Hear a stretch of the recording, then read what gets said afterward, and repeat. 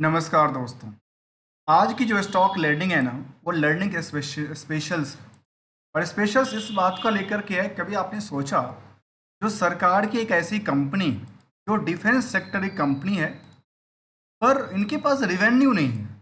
और रिवेन्यू नहीं है तो फिर मार्केट में जो उछाल आई पिछले 2 साल के 1 साल के डेटा की तरफ देखा जाए, तो करीब 1 साल में कंपनी की जो स्टॉक प्राइस थी उसमें करीब करीब कह सकते हैं कि एज अ टाइम फ्रेम 55% तक की उछाल आई।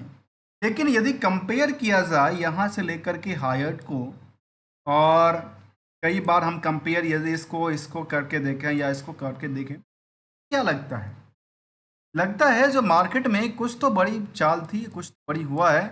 सरकार की कंपनियां में कुछ बड़े निवेश आए हैं, और निवेश के पीछे क्या कारण हो सकती है, क्या आंकड़ा कहती है, बाकी इसमें है क्या और क्या हुआ। इस कंपनी के बारे में देखा जाए जिसका नाम है BEML land assets limited, ministry of defence के अंदर आती है। और इसमें कंपनी में रिसेंटली की बात करूं तो कंपनी के बारे में कहती है, जो कि BEML जो लैंड एसेट्स लिमिटेड है, वो एक कंपनी बनी 2021 के अंदर। ठीक है, but purpose for the demerger, ये डिमर्जर के पर्पस से बना।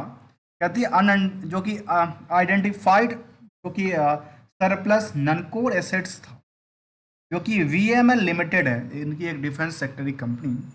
उनका जो नन कोर एसेट्स वाली फील्ड का था, उसमें क्या किया, उनको एक कंपनी बनाई जिसको लैंड एसेट्स लिमिटेड बनाया गया। ऐसा लगता है मुझे इसके नाम से समझ में आता है कि जो डिफेंस की जो अलग स्पेस जो जगह पड़ी थी ना, अलग अलग जगहों में, अलग अलग स्टेट में, अलग अलग सिटी में, उनके लिए जिसका यूज नहीं कर पा रही थी BML, उसके लिए कंपनी बनाई गई डिमर्ज करके, और उसका नाम उन्होंने रखा गया डिसइन्वेस्टमेंट प्लान के अकॉर्डिंग BEML लैंड लिमिटेड करके रखा गया। जिनका कामकाज कहती है जो एसेट्स अंदर जो कि ministry of control of defence के अंदर कंपनी कामकाज करेगी। और कंपनी का कोई रिवेन्यू मॉडल नहीं है। जब रिवेन्यू मॉडल नहीं रहा तो फिर कंपनी का नुकसान ही देखने को मिला है। लेकिन नुकसान के बाद भी चार्ट में है ये देखा जा रहा, मार्केट में तो एक तो ये देखने को मिला जो यहाँ पे अच्छी खासी छाल आई।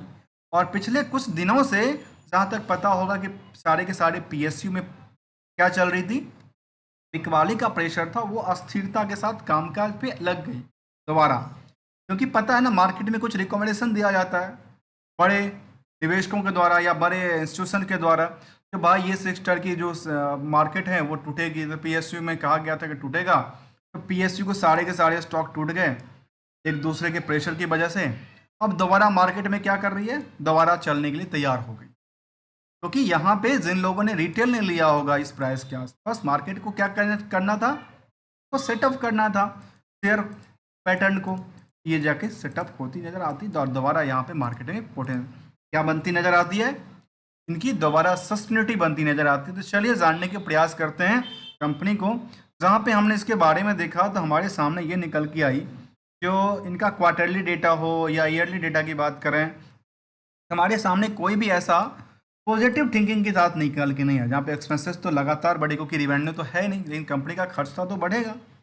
जब खर्चा बढ़ेगा तो ये कहते हैं इनका खर्चा 400% का बढ़ गया, और ईबिटा भी करीब 463% से आसपास ज़्यादा मतलब ये कहती है इनको एक एक वीक स्टैंड की बात करती है, वीक पोजीशन की बात कर इसके अकॉर्डिंग। तो क्या क्वार्टर ऑन क्वार्टर बेसिस पे हम देखा जाए डिमर्जर की बात, तो कुछ ऐसा हुआ, अभी तक कोई यूटिलाइजेशन की बात नहीं हुई है। जो था वो खर्चा हुआ है, करीब 1.5 करोड़ के आसपास खर्चा किया। ईयर ऑन ईयर बेसिस का भी खर्चा बुक किया गया, और वो भी बुक कैसा ही हुआ, इसमें यही देखने को मिला। जहाँ पे इनका कुछ का कुछ सेल्स नहीं है, लेकिन कंपाउंड प्रॉफिट नुकसान में है। स्टॉक प्राइस CGR में एक उछाल आई थी, और रिटर्न इक्विटी की कोई बात नहीं करती है। अब बैलेंस शीट की फिगर भी यही देखने को मिला कि यहाँ पे सरप्लस में क्या था, नुकसान देखने को मिला था। इनके पास कोई काम नहीं था, फिक्स एसेट्स करीब 9 करोड़ के आसपास ही आंकड़ा किया गया। 10 करोड़ के आसपास इनके पास फिक्स एसेट्स पड़ी हुई है। ठीक है, बाकी इनके कुछ 10 करोड़ का, मतलब मार्केट में सबसे छोटी कंपनी का तो मुझे लगता है कि सरकार कोई छोटी कंपनी हो ना जो कि 1000 करोड़ के आसपास का आंकड़ा करता हो, तो ये क्या था, जहाँ पे नंबर ऑफ शेयर कितना था, 4 करोड़ 16 लाख का। स्टॉक की प्राइस 259.60 के आसपास। अब यहाँ पे एक सवाल बनता है जिसके लिए हम क्या करेंगे, गोल्डन रूल और आगे की पोजीशन को देखने के प्रयास करेंगे। जहाँ पे रेशियोज कुछ नहीं कहेगी। इन्वेस्टर की बात करें तो सरकार की करीब होल्डिंग्स है, इसमें 54% के आसपास की रेस्ट होल्डिंग में देखा गया कि एफआई है। थोड़ी सी पोजीशन के साथ डीआई अच्छी खासी 8% के आसपास बनी हुई है। इसके अलावा पब्लिक के पास 37% की होल्डिंग है। और टोटल निवेशकों की बात करें, कंपनी में करीब करीब 85,000 से 90,000 के आसपास की भीड़ खड़ी हो रखी है। बट यहाँ पे हमारे सामने भीड़ नहीं दिखता, क्योंकि ये क्या था, ईपीएस इनका निगेटिव सेंटीमेंट के साथ दिखता है। अब यहाँ देखने वाली बात यह है कंपनी को लेकर के में क्या ग्रोथ लेवल किस लेवल पे है और क्या आगे एक्सपेक्टेशन करती है। दोस्तों देखा जाए तो कंपनी, जहाँ तक इनकी कुछ सेंटिमेंटल की तरफ देखा जाए तो यहाँ पे एजीएम की बात कर रही है, एजीएम की बात कर रही है, और उसके अलावा कुछ ऐसा नहीं है। पीयर्स में देखा जाए तो पीयर्स में यहाँ पे Microtek developers, NCC, national Mahindra life, Ganesh housings जैसे कंपनी को शामिल किया गया है इसके अकॉर्डिंग। और यहाँ पे एनालिसिस के पार्ट में देखा गया कंपनी ऑलमोस्ट डेट्स फ्री है, उसमें कोई बात कहने वाली बात नहीं है। और बुक वैल्यू से करीब करीब 223 गुने की ऐसा एक्स बढ़ चुकी है मार्केट से, जो कि 1 रुपये का जो बुक वैल्यू है इसके अकॉर्डिंग। तो समझने वाली बात है, ये मार्केट में 260 से क्या हायर जाएगी, 267 की गई थी, ऑब्वियसली जाएगी। मार्केट में गवर्नमेंट की कंपनी है, आगे कुछ प्लान लेके आएगी, क्योंकि डिमर्जर किया है। जो लैंड इनके पड़े होंगे ना इस कंपनी के, जो यूज नहीं कर रहे होंगे, उसको हो सकता है आगे करके ये रेंट करे, लीजिंग करे, कुछ और काम करे, उस पर कुछ और रॉयल्टी वसूल करे, तो ये आगे चल करके बनेगी। कि फिलहाल तो इनको अभी अलग किया गया है उनकी डीमर्ज करके। आगे की कुछ पोटेंशियल डिसइन्वेस्टमेंट को लेकर कुछ और कहता होगा, जिसकी वजह से चार्ट का फिलहाल देखा जाए अभी यदि मार्केट इनकी सपोर्ट पर बनी है, मार्केट दोबारा उछल के यहाँ पे जाएगी, उछलने के बाद दोबारा अपने आप को तैयार होती नजर आ सकती है। और ब्रेकआउट हमेशा ना, ब्रेकआउट और कम डाउन्स की बात यदि करते हैं तो ये अक्सर कराया जाता है बड़े निवेशकों के द्वारा, जहाँ पे प्रेशर के साथ जो सेटअप बनी थी वो क्या किया जाता है, बिगाड़ के दोबारा सेटअप बने, तो एक का पैसा दूसरे के पॉकेट में जाता है। यही आंकड़ा कहते हैं स्टॉक मार्केट में, एक की पॉकेट से दूसरे की पॉकेट में जाएगा, एक के बदला दूसरे को प्रॉफिट आती नजर आती। ये हमने समझने का प्रयास किया। कंपनी का नाम था BEML लैंड्स लिमिटेड, और इसका नाम देखा जाए बी लाल करके इनका नाम आता है। हमने इस स्टॉक को लेकर समझाने का प्रयास किया, जहाँ पे क्या कहती है, एजीएम की बात करती नजर आई थी। और यहाँ पे वॉल्यूम लगातार क्या हो रही है, वॉल्यूम एक अच्छी मार्केट में है, वॉल्यूम काफ़ी अच्छी खासी मार्केट में तैयार है इसको खरीदने बेचने को लेकर के। और यही डेटा निकल के आई थी कंपनी को लेकर के। कॉर्पोरेट एक्शन में कुछ ऐसा अपडेट निकल के नहीं आएगा, ऑपरेटिंग प्रॉफिट और मार्जिन तो कुछ था नहीं।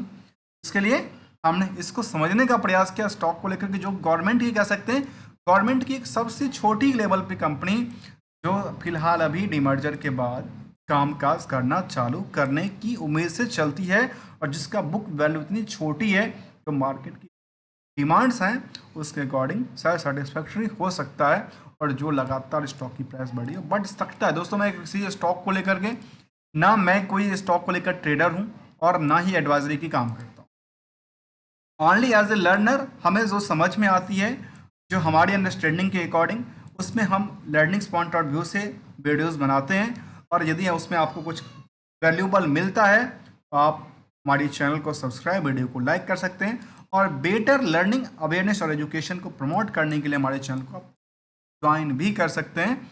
मिलते हैं कुछ नए स्टडी के साथ, न्यू कंपनीज के साथ। तब तक के लिए thank you so much for joining here, और enjoy it for the next learning. और एक गोल्डन रूल को सुनते सुनते चलिए। अब गोल्डन रूल मार्केट की क्या कहती है, मैं अक्सर लास्ट में पॉइंट लेता हूँ।